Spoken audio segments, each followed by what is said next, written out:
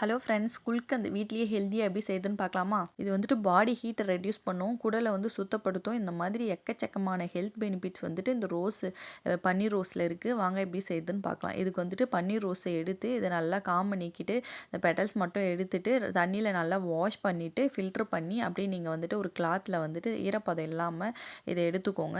இந்த மாதிரி டிஃப்ரெண்ட்டான ரெசிபி வேணும்னா நம்மளோட ஏகேஎம்டி விலாக்ஸ் வந்து சப்ஸ்கிரைப் பண்ணிக்கோங்க.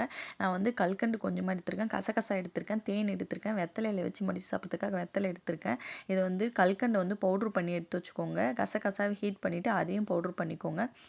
பவுட்ரு பண்ணிவிட்டு ரோஸையும் வந்துட்டு நான் கொரப்பாக அரைச்சி எடுத்து வச்சுக்கிறேன். ஒரு பேனில் வந்துட்டு நம்ம அரைச்சி வச்ச விழுதை வந்துட்டு அதை ஆட் பண்ணிவிடுங்க. அந்த பேனில் ஆட் பண்ணிவிட்டு நம்ம பவுடர் பண்ணி வச்சோம் இல்லையா கல்கண்டு, அது தேவையான அளவு போட்டுட்டு இதை நல்லா வந்துட்டு மெல்ட் ஆகி வரணும். வந்ததுக்கப்புறம் நீங்கள் வந்துட்டு ரோஸ் பெட்டல்ஸை ஆட் பண்ணிவிட்டு அப்புறம் கசகசா பவுடரையும் ஆட் பண்ணிவிட்டு இதை நல்லா ஜாம் கன்சிஸ்டன்சிக்கு வந்ததுக்கப்புறம் நீங்கள் அப்படியே ஆற வச்சு ஒரு கண்டெய்னர் பாட்டிலில் ஸ்டோர் பண்ணி சாப்பிடும்போது அது ஊற ஊற செம்ம டேஸ்ட்டாக இருக்கும். அது கூட வந்து கொஞ்சமாக தேன் ஆட் பண்ணி இதை நல்லா ஊற வச்சு சாப்பிடுங்க. செம்ம டேஸ்ட்டாக இருக்கும். ஹெல்த்தியாக சாப்பிடுங்க. லைஃப்பை ஜாலியாக என்ஜாய் பண்ணுங்கள். மறக்காமல் நம்மளோட ஏகேஎம்டி விலாக்ஸை வந்துட்டு சப்ஸ்கிரைப் பண்ணுங்க. தேங்க்யூ, பாய்.